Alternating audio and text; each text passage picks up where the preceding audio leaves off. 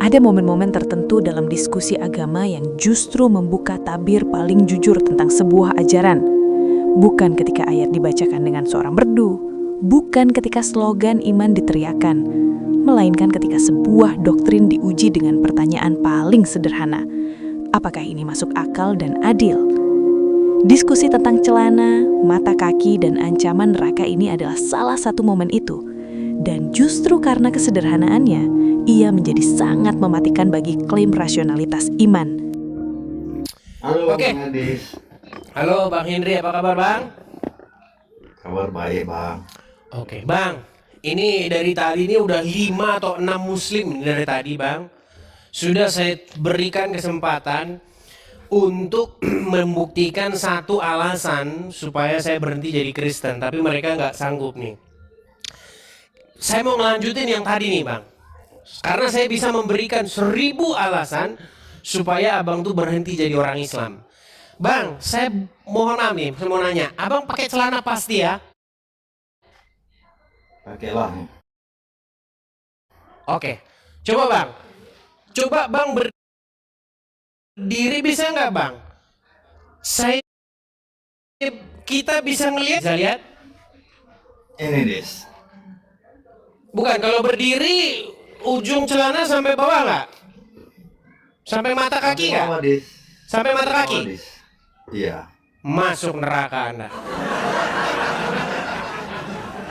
Masuk neraka. Langsung ke tema lah Dis. Ya itu. Artinya Anda masuk neraka. Nah, gimana? Coba Bang. Nah, Ini nanti giliran Anda. Tadi kan muslim pertama terus nih. Giliran muslim saya tanya baru duluan langsung kabur dia. Gini. Alasan Anda untuk meninggalkan agama Islam adalah karena kalau Anda pakai celana, Bang, ujung bawah celana Anda itu ketika terkena mata kaki, maka menurut Muhammad Anda di neraka. Percaya nggak? udah percayalah aku. Nggak percaya, baik. Makanya saya bilang, Bang, segera tinggalkan agama Islam. Baik, kita tampilkan hadisnya ya. Kalau muslim tadi kan Bos, Dis. ngomong... Stop lu. Tunggu dulu lah. Gimana? Dis. Kita jangan kemana-mana. Kalau hadis itu taruh dulu. Kita kan ke Al-Quran. Ya, taruh dulu. Nanti dulu situ. Kalau mau ke hadis nanti. Sebentar Bang, Abang kan tadi bilang sama saya bahwasanya kalau celana kena mata kaki ataupun di bawah mata kaki maka tidak mengapa. Sementara kata Muhammad itu tempatnya di neraka. Tadi gini Bang, Sunnah Dis. bukan sunnah Bang, itu tempatnya di neraka menurut Muhammad Bang. Gini, tadi orang datang ke sini. Apa alasan supaya saya meninggalkan agama Kristen? Dia bilang begini, karena nenek moyangmu dulu dipaksa jadi Kristen. Saya bilang, mana datanya? Mana sumber sejarahnya atau catatan sebagai rujukannya bahwa dulu dipaksa nenek moyang kami masuk Kristen? Mereka tidak bisa tunjukkan. Lari dia. Nah sekarang kalau saya ngomong saya pakai data, saya tunjukkan. Jadi izinkan saya dulu menunjukkannya ya Bang ya. Oke. Nih Bang, perhatikan ya.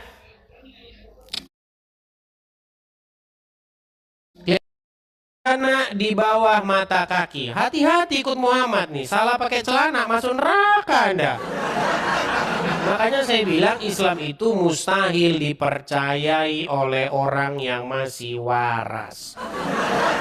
Baik. Ya, saya bacakan Bang. Ya.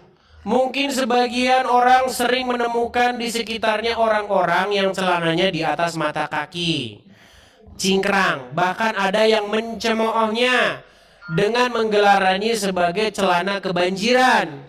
Pembahasan kali ini insya Allah akan sedikit membahas pakaian seperti ini. Apakah memang pakaian ini merupakan ajaran Nabi Shallallahu Alaihi Wasallam atau bukan? Baik, kita bacakan ya, kita bacakan. Saya pernah mendengar bibi saya menceritakan dari pamannya yang berkata, ketika saya sedang berjalan di kota Al-Madinah, tiba-tiba seorang laki-laki di belakangku berkata, angkat kainmu, karena itu akan lebih bersih. Ternyata orang yang berbicara itu adalah Rasulullah Shallallahu Alaihi Wasallam. Aku berkata, sesungguhnya yang kukenakan ini tidak lebih hanyalah burdah yang bergaris-garis hitam dan putih. Beliau Shallallahu Alaihi Wasallam bersabda, apakah engkau tidak menjadikan aku sebagai teladan? Aku melihat kain sarung beliau, ternyata ujungnya di bawah pertengahan kedua betisnya. Ini cara Muhammad berpakaian.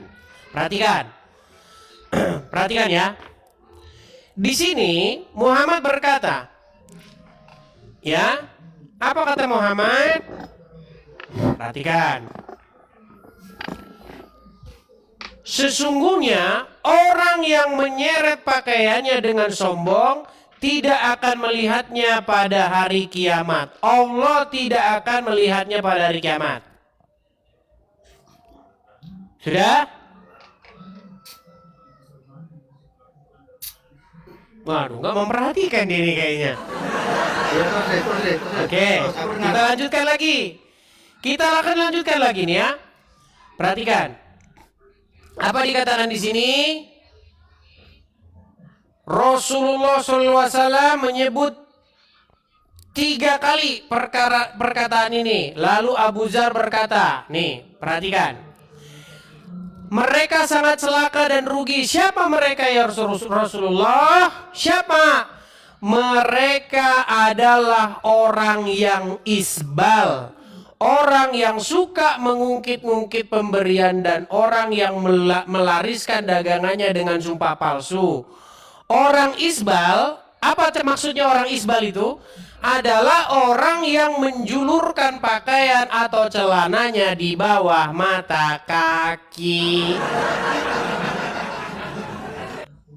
Jadi orang isbal itu adalah orang-orang yang merugi. Karena apa? Karena mereka tidak akan melihat Allah. Mereka tempatnya di neraka.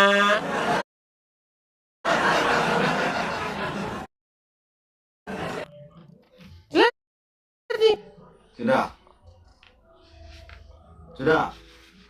Jelas kan? Kain yang berada di bawah mata kaki itu berada di neraka. Hadis riwayat Bukhari.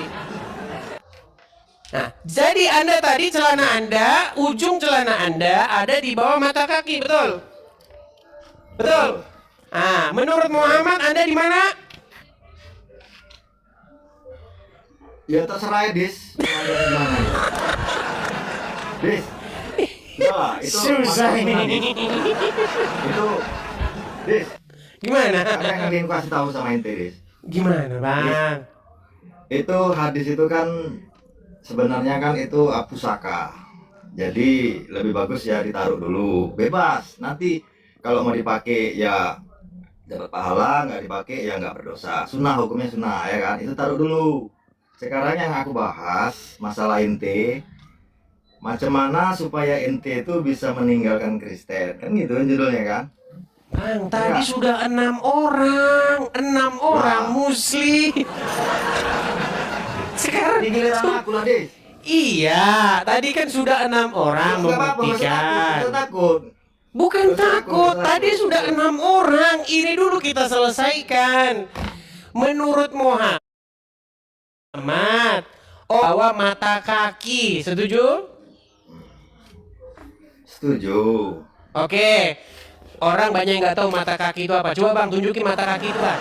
Mata kaki itu kalau teman-teman punya kaki, kan ada jendol 2 itu di jendol 2.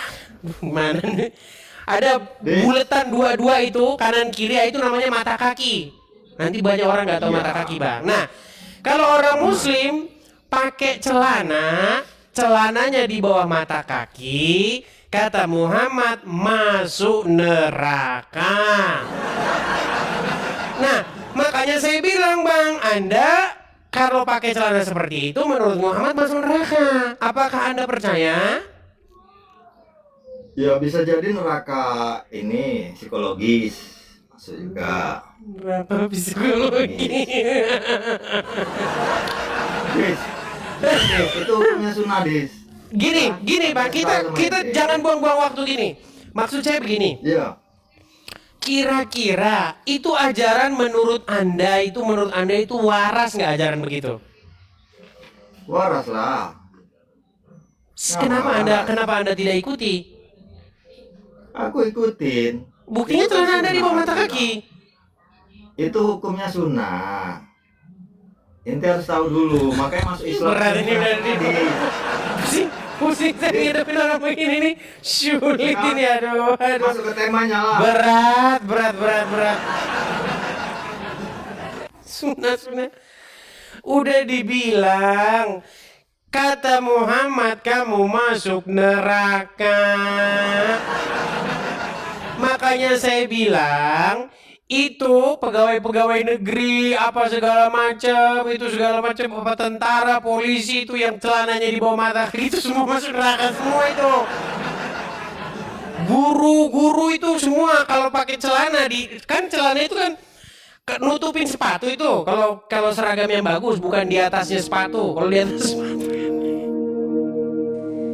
Diskusi dalam video tadi pada dasarnya tidak sedang membahas soal fashion, budaya Arab, atau gaya berpakaian. Yang sedang diuji adalah logika moral sebuah ajaran yang mengklaim berasal dari Tuhan yang Maha Adil. Ketika sebuah hadis menyatakan bahwa pakaian yang menjulur di bawah mata kaki berujung pada ancaman neraka, maka pertanyaannya bukan lagi apakah ini sunnah atau tidak, melainkan apakah ini masuk akal untuk dinisbatkan kepada Tuhan. Di titik inilah Edis TV seketika menghantam logika akal sehat lawan bicaranya. Ia mengutip teks dari hadis dan menarik konsekuensinya sampai tuntas. Dan pendekatan inilah yang memperlihatkan masalah besar. Ketika teks diikuti secara konsisten, hasilnya bertabrakan dengan rasa keadilan paling dasar. Bayangkan konsekuensi logisnya. Seseorang bisa hidup tanpa kejahatan besar, tidak merugikan orang lain, tidak melakukan kekerasan, tidak menipu, tidak menindas. Namun, hanya karena ujung celananya melewati 2 tonjolan tulang bernama mata kaki, ia disebut tidak akan dipandang Tuhan dan diancam neraka. Di sini neraka kehilangan makna moralnya. Ia tidak lagi menjadi konsekuensi kejahatan, melainkan alat disiplin simbolik. Respons pihak Muslim dalam diskusi ini justru memperparah masalah. Ketika ancaman neraka terdengar terlalu tidak masuk akal untuk dipertahankan, makna teks segera digeser. Hadis yang semula bernada absolut tiba-tiba diredam menjadi sunnah. Neraka berubah menjadi sekadar pilihan pahala. Ini menunjukkan satu pola yang berulang dalam banyak perdebatan agama. Teks dianyap sakral selama tidak menabrak akal. Begitu menabrak, tafsir dijadikan tameng darurat. Masalahnya bukan pada tafsir itu sendiri, melainkan inkonsistensi moral yang dihasilkannya. Jika ancaman neraka benar-benar berasal dari Tuhan, maka ia tidak boleh direlativisasi hanya karena terdengar tidak adil. Sebaliknya, jika ancaman itu bisa diturunkan statusnya menjadi tidak wajib, maka pertanyaan yang lebih serius muncul. Apakah ancaman tersebut memang berasal dari Tuhan atau dari budaya dan otoritas manusia yang mengatasnamakan Tuhan? Disinilah kritik Edis TV menjadi relevan dan tajam. Neraka dalam konteks ini tidak lagi berfungsi sebagai peringatan terhadap kezoliman, penindasan atau kejahatan besar, tetapi sebagai alat kontrol atas tubuh manusia. Tuhan direpresentasikan bukan sebagai hakim moral semesta, melainkan sebagai pengawas pakaian. Konsep ketuhanan semacam ini bukan hanya problematis secara logika, tetapi juga berbahaya secara spiritual. Ironinya, Islam sering diklaim sebagai agama niat dan hati. Namun dalam praktik seperti ini, niat sama sekali tidak menjadi faktor penentu. Kesalehan direduksi menjadi simbol lahiriah. Moralitas dikalahkan oleh sentimeter kain. Surga dan neraka dipersempit menjadi urusan estetika dan kepatuhan formal. Ini bukan spiritualitas yang mendalam, melainkan legalisme dangkal yang diselimuti ancaman metafisik. Ketika Edis TV menyimpulkan bahwa ajaran seperti ini sulit diterima oleh orang yang masih menggunakan akal sehat, pernyataan tersebut bukanlah hinaan, melainkan konsekuensi logis. Yang ditolak bukan keberadaan Tuhan, tetapi gambaran Tuhan yang tampak obsesif padahal remeh dan tidak proporsional dalam memberi hukuman. Tuhan semacam ini lebih menyerupai produk tradisi sosial tertentu daripada sumber keadilan universal. Diskusi ini juga membongkar kenyataan pahit tentang cara iman dipertahankan. Banyak orang tidak bertahan karena yakin, tapi karena takut. Takut neraka, takut salah, takut keluar dari komunitas. Dan iman yang dijaga oleh rasa takut bukan iman yang matang. Ia adalah kepatuhan yang dipaksakan, bukan keyakinan yang lahir dari kebenaran yang dipahami.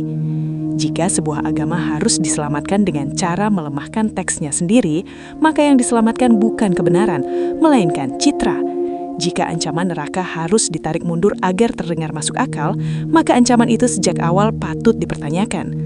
Tuhan yang Maha Adil tidak membutuhkan hukuman absurd untuk menegakkan moral, dan agama yang meminta manusia mematikan akal demi bertahan sedang menuntut sesuatu yang berbahaya, ketaatan tanpa kejujuran intelektual. Pertanyaannya sederhana dan tidak bisa terus dihindari. Apakah iman ini dibangun di atas kebenaran atau di atas ketakutan yang disucikan?